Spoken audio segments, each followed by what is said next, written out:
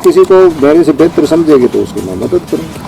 और राजनीति एक ऐसा क्षेत्र है, जब तक आपकी कलम में ताकत नहीं है तो आप सामाजिक कार्य आप कितने कर सकते हैं। वही दोबारा रिपीट काम, आपने पिछली योजना में भी वही काम मांगे किसी ने, तो अगली बार भी वही मांग। नमस्कार 24 न्यूज़ चैनल, मैं आपका मित्र हनीफ खान बहल भिवानी के हल्के तोसाम में मैं मौजूद हूँ। जोगिंदर बागनवाला निवास स्थान पे मौजूद हूँ और आज एक ख़ास इंटरव्यू जो कहते हैं कि बेहतरीन पड़ताल, ये कहूँ कि इनकी राय क्या है आने वाले विधानसभा चुनाव को लेकर, और तीखी बहस या फिर मैं कहूँ कि अंदर से जो बातें हैं उनको निकलवाने को लेकर हम यहाँ पर पहुँचे हैं। सबसे सामने मेरे जोगिंदर बागनवाले जी हैं, वरिष्ठ नेता है कांग्रेस, और मैं इनका स्वागत करता हूँ तहलका इंडिया 24 न्यूज़ चैनल में। और जैसे जैसे विधानसभा चुनाव का बिगुल बज चुका है, समय बहुत कम है और पार्टियां जो आपस में देख रही है, नब्ज टटोल रही है, बड़े बड़े सर्वे ले रही है कि कौन बेहतरीन रहेगा, किसकी सत्ता आने वाली है, लोगों की राय मशवरा क्या है। हमने जहाँ तक भी ग्राउंड रिपोर्ट में पता चलता है तो लगभग जो जैसे रिपोर्ट होती है वैसे पता चल जाता है कि जैसे लोग क्या बोलते हैं। सबसे पहले सर, स्वागत आपका तहलका इंडिया 24 में। नमस्कार जी खान साहब, आपने हमें याद किया, इसके लिए धन्यवाद। आपके चैनल के सभी साथियों की मेरी तरफ से आपके आज़ादी के दिन गया उसकी शुभकामनाएं। Thank you.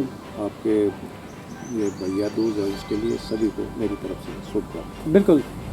तोसाम विधानसभा जो जिसका गढ़ हुआ, मतलब गढ़ तो नहीं कह सकता क्योंकि जो लंबे टाइम से जो राजनीति यहाँ पर करते आ रहे थे, जो किरण चौधरी जी है वो कांग्रेस को छोड़कर अलविदा कह के भाजपा में चली गई है। कहते थे लगभग टिकट उसकी ही है। अब वो जाने के बाद में ये कांग्रेस पार्टी के लिए, बाकी लोगों के लिए विकल्प बन चुकी है। भाई हो सकता है सब लोगों ने जैसे बोर्ड वोर्ड लगा के रखा हुआ है, तो ऐसा लगता है कि शायद किसी प्रत्याशी को, नए चेहरे को नाम अनाउंसमेंट हो सकता है। तो इसके बारे में आप क्या कहेंगे? हनीफ साहब, कभी भी राजनीति एक ऐसा क्षेत्र है उसमें वैक्यूम कभी नहीं रहता।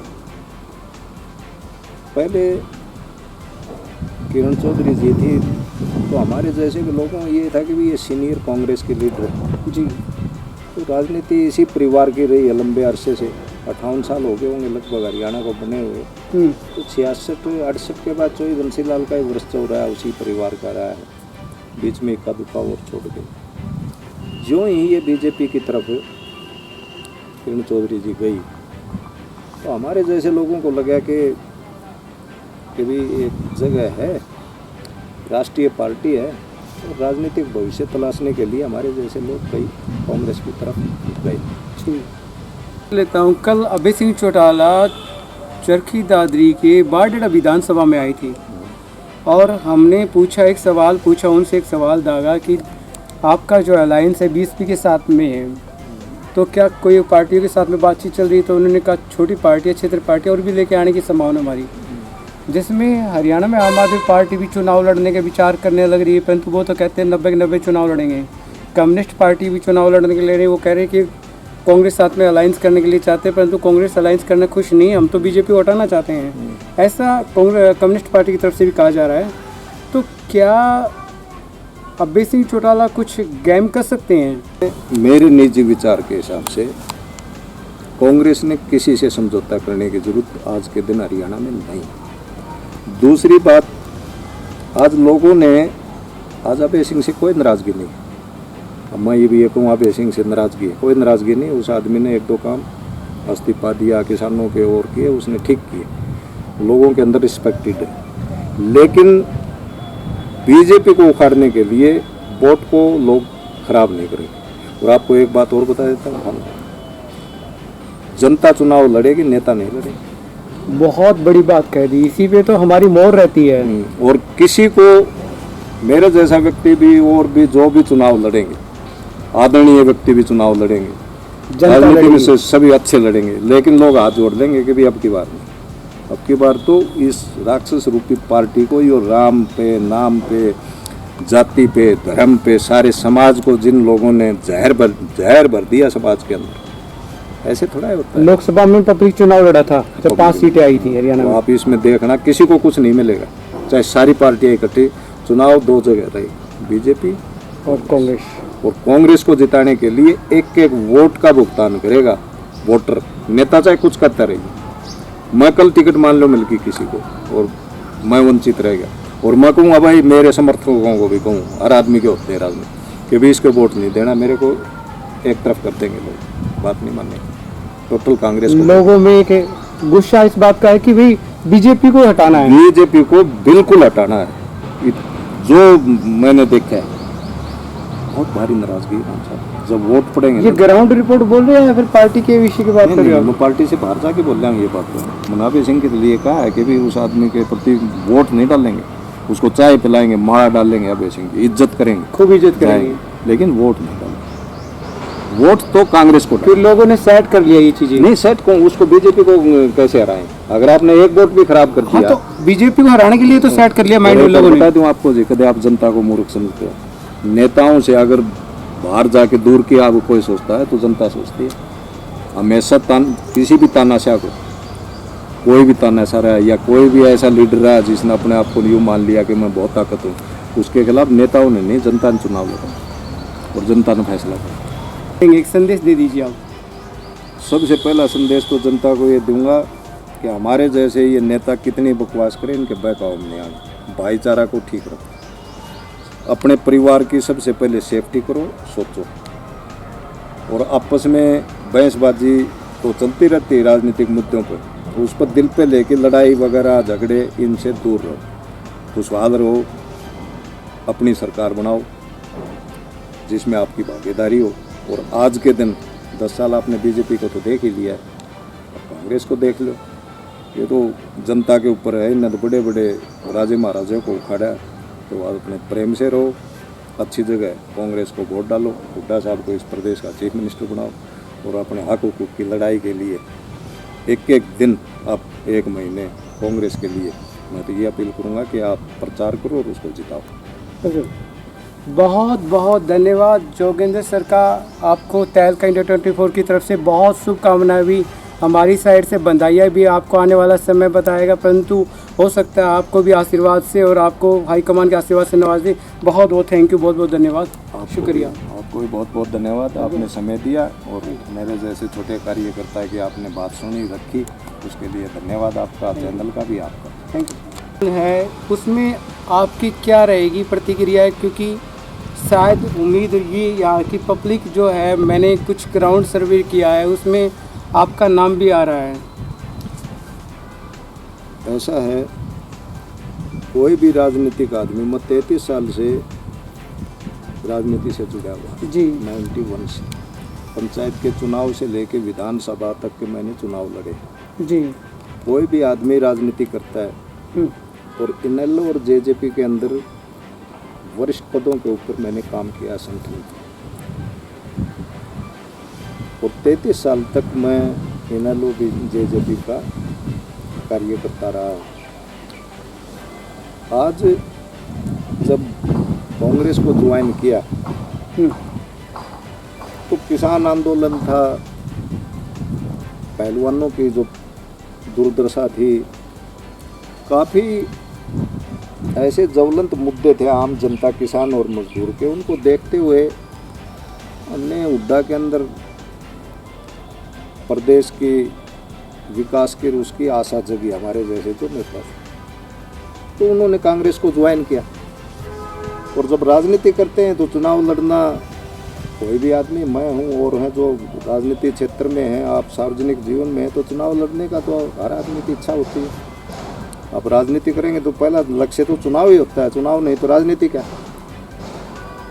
तो मैं भी उन जो उम्मीदवार हैं उनमें से एक हूँ, जो मेरी उपस्थिति अच्छी दर्ज करने की मेरी की भी है। मैंने ज़मीनी लेवल पे काम भी कर रखा है और इच्छा है कि चुनाव लड़ूं तो सामने से विधानसभा का। बिल्कुल, अगर पार्टी टिकट देती है तो दमखम से चुनाव लड़ूंगा, तो किसी को मेरे से बेहतर समझेगी तो उसकी मैं मदद करूँगा। देती है तो मैं दमखम से चुनाव लड़ूंगा। और इसके अलावा किसी दूसरी कैंडिडेट को देगी, मान लो किसी दूसरे प्रदेश को, तो मैं उसका समर्थन करूँगा, ऐसा आपकी तरफ से कहा गया है, बढ़िया है। परंतु ऐसा नहीं लगता है कि आप जो ये जो तोसाम की जो दुर्दशा रही है, अभी भी पानी पीने के लिए अच्छा नहीं है, सड़कें टूटी वूटी पड़ी हुई है, चिकित्सा की व्यवस्था अच्छी नहीं है, शिक्षा पे बेहतरीन काम करने की आवश्यकता है, बिजली कट लगते हैं, किसान आज भी हालत बेहालत है, जिसमें खाद वगैरह, बीज वगैरह, डीपी वगैरह बहुत महंगे रेट में मिलते हैं, जिसको समय पर मुहैया नहीं करवाई जा रही है। तो आपके मन में एक टीस है कि मैं यहाँ पर सेवा करूँ, तो वो एक ताकत का थोड़ा बल मिल जाता है इंसान को। और राजनीति एक ऐसा क्षेत्र है, जब तक आपकी कलम में ताकत नहीं है तो आप सामाजिक कार्य आप कितने कर सकते हैं। लेकिन आम जनता का भला आप राजनीतिक इच्छा शक्ति आप कुछ कोई पद पे या उस पे तभी कर सकते हैं। यहाँ 58 साल से एक ही परिवार का राज रहा है। अगर आप शिक्षा, स्वास्थ्य और सुरक्षा नहीं दे सकते ना, तो मैं उसको नेता कहलाने का हकदार नहीं मानता। बाकी सारी चीज़ें छोड़ो आप, लेकिन 3 चीज़ मूलभूत हैं आपकी। सबसे पहले गरीब आदमी को शिक्षा फ्री मिले, स्वास्थ्य फ्री मिले, व्यापारी है, कारोबारी है, जो सोसाइटी है उसको सुरक्षा मिले, उसके बाद ज़रूरियात की चीज़ें वो शुरू होती। और वो एक 30 फर्क होता है। एक जवानी का उम्र में बड़ी वो थी कि भाई ऐसे करेंगे, नहीं मौके मिले। लेकिन फिर भी अगर मुझे मौका मिला और इस प्रकार का हुआ तो ऐसे काम करके दिखा देंगे कि जनता कहेगी भी ये इसके काबिल। बाकी मौके पे बात है। आप कहते हैं यहाँ तक राज किया, ये बातें सच है, परंतु क्या परिवार जो लंबे टाइम से राज किया फिर भी बदहाली के आंसू रो रहा है तोसाम मल का, तो क्या ये जनता को नहीं सोचना चाहिए कि नए चेहरों को मौका मिलना चाहिए? अब कितने दिन से आज तोसाम हल्के में सबसे ज़्यादा प्रॉब्लम पीने के पानी की, जहाँ चोई बंसीलाल जैसे बहुत महान व्यक्ति थे, वो उनके बारे में कोई नहीं, उनकी आलोचना नहीं करते। हाँ, इस एरिया के भगवान थे वो, कुछ कही उनने बहुत कुछ किया अपने ज़माने में। लेकिन उसके बाद क्या हुआ, आज पीने के पानी की समस्या है। अब मैं बैठा था बिजली का, अब आप आए तभी आई है बिजली की समस्या है। रोजाना राजनी, स्नैचिंग, डकैती, मतलब अपराध का ग्राफ रोजाना फिरौती मांगी जा रही है, खुली फिरौतियाँ मांगी। तोसाम जैसे शहर में धड़ाधड़ चलने लग रही है। आप अखबार उठा के देखो कितना बुरा हाल, कानून व्यवस्था का आज तक कितना बुरा हाल। क्या सर ग्राउंड पे रहते हैं ना सर, तो या तोसाम जैसे कस्बा है छोटा, इसमें फिरौतियाँ मांगी जाती है। आप बाजार में पूछ के देखो। और आपकी मूलभूत सुविधाएं जरूरत की तोसाम के अंदर एक अभी भी कोई कारखाना वगैरह नहीं लगा, रोजगार का कोई साधन नहीं है। आज हरियाणा प्रदेश सबसे ज़्यादा बेरोजगारी हिंदुस्तान में हरियाणा प्रदेश में, और हरियाणा प्रदेश में सबसे ज़्यादा बेरोजगारी तोसाम में। बताओ, आज बीजेपी के बताओ 2 अग्रणीय नेता हैं। अब कोई धर्मवीर भी रहा है, हमारा भाई है, या किरण चौधरी भी होगी, और तो कहीं बचे। आप एक लड़का ही कह दो मुझे ये रोजगार दिलवा। किरण चौधरी जी का भी 3-4 कार्यकाल हो चुके होंगे। 4 बार जीत चुकी है, 4 बार हो चुके हैं। फिर इसके बावजूद भी उसके बाद बेरोजगारी आप निकाल के देखो, तोसाम में सबसे ज्यादा चरम सीमा पे है। चरम सीमा तोसाम में, हरियाणा में सबसे ज्यादा है तोसाम के बेरोजगार। आप पिछड़ा एक चीफ मिनिस्टर का हल्का, एक चीफ मिनिस्टर की कैंडिडेट होती थी, ये कहती थी मेरे पास में स्याही भरो, उसके हल्के में हाल देखो। धर्मवीर भी यहाँ से रहा है, अब भी जीत के गया है, MP का चुनाव जीता है। हाँ, बड़े मान सम्मान के साथ नवाजा उनको तोसाम। लेकिन आप काम पूछो जाके, लोगों से पूछो कोई काम है, चल रहा है। उन्हीं लोगों को लोग वोट दे रहे हैं, वही लोग हेर फेर के टिकटें मांग रहे हैं। अब वो जनता ने देखना चाहिए ना, आपने किसको क्या करना है, किसको। कुछ लोगों को रहा है जो तोसाम नहीं, काफ़ी जो बता देता हूँ विधानसभा है, और फिर वहीं जो की तो वहीं रहती है। 5 साल में एक बार याद आते हैं वही नेता, फिर 5 साल एक बार हाजिरी लगाते हैं, नमस्ते जी वोट दियो जी, पैर चुचकारने और चुचकारने। करीब नेता जो है 1-2 मंथ है पब्लिक के पैरों में, और पब्लिक फिर 5 साल उसके नेता के पैरों में, ये सच्चाई है। ये सच्चाई नहीं, वही वादे, वही दोबारा रिपीट काम। आपने पिछली योजना में भी वही काम मांगे किसी नेता, अगली बार भी वही मांग रहे हो, अगली बार भी वही मांग रहे हो।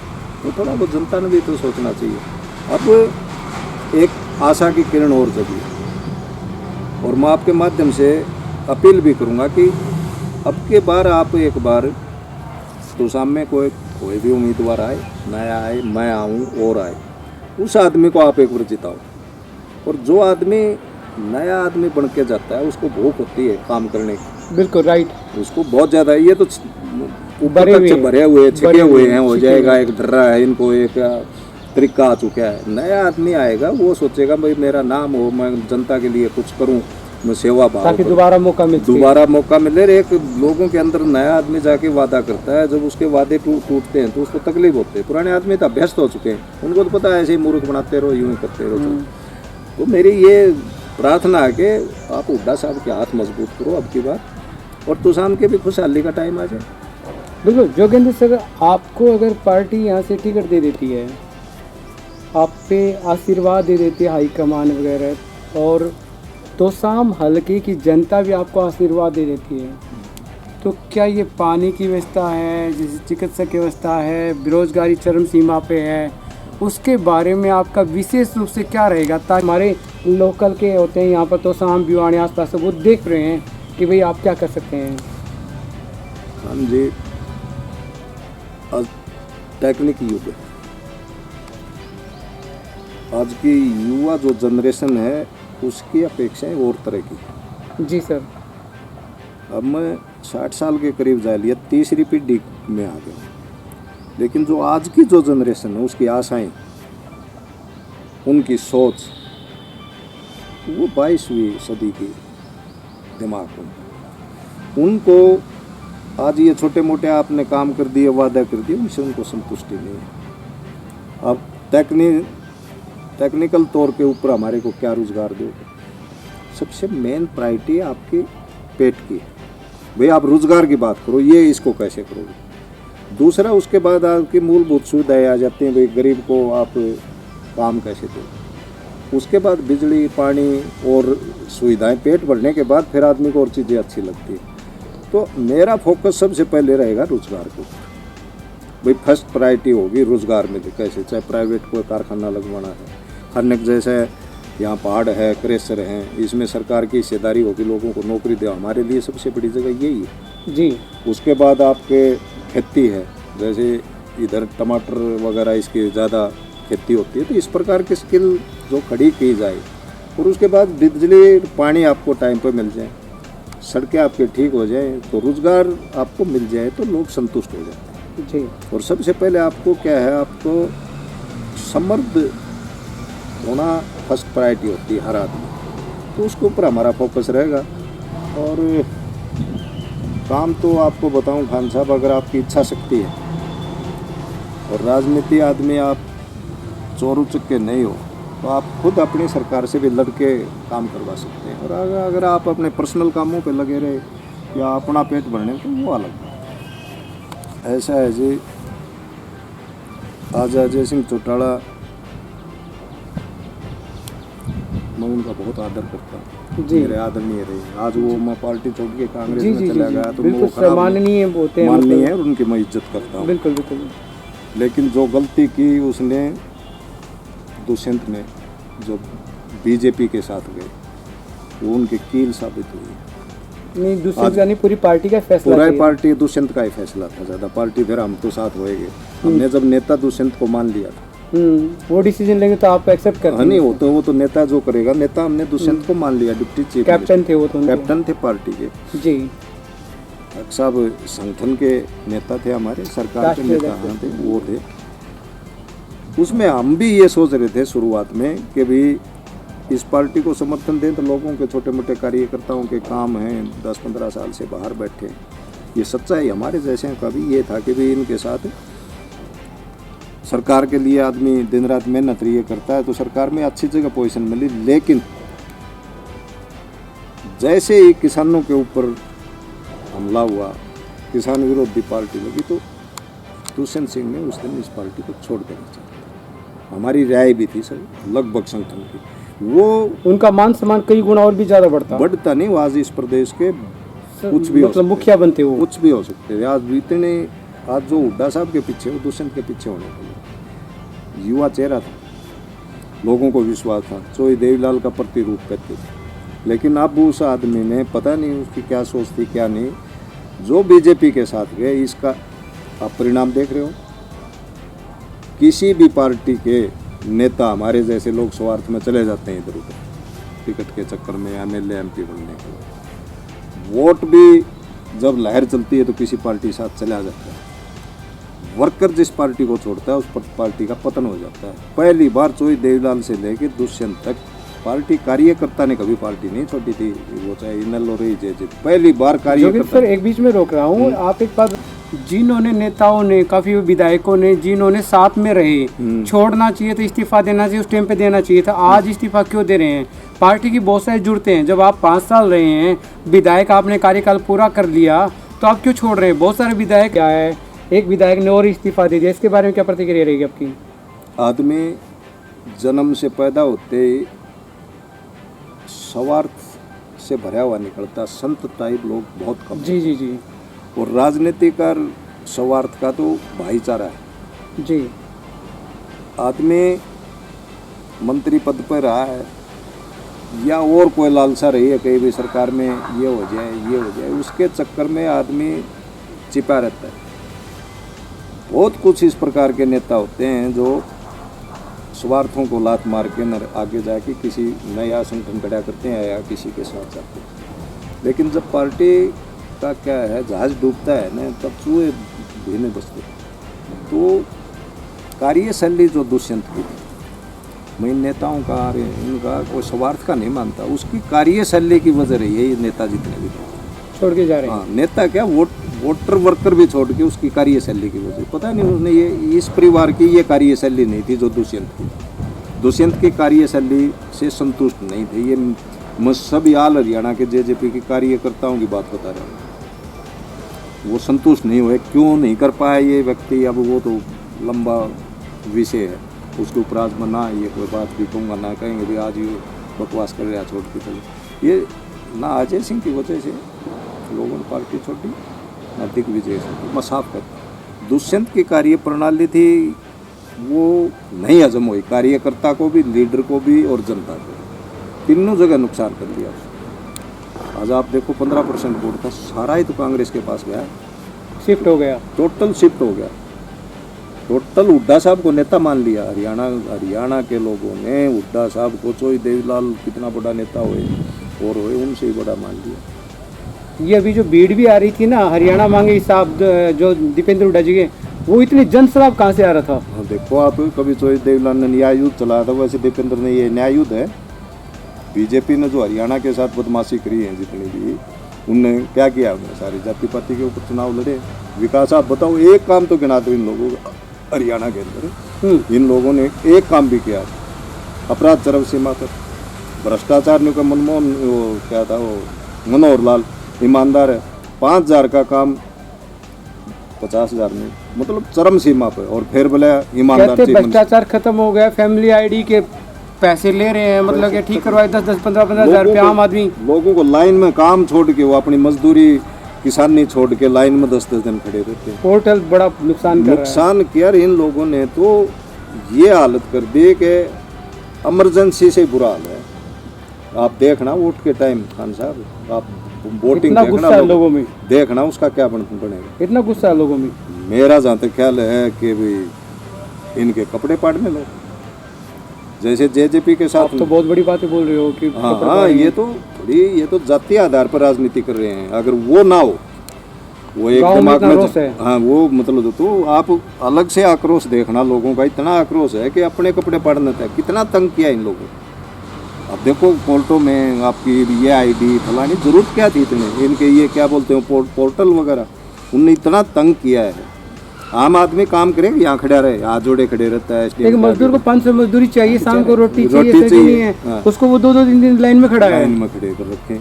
और मतलब बीजेपी वोट मांगने की हकदार नहीं।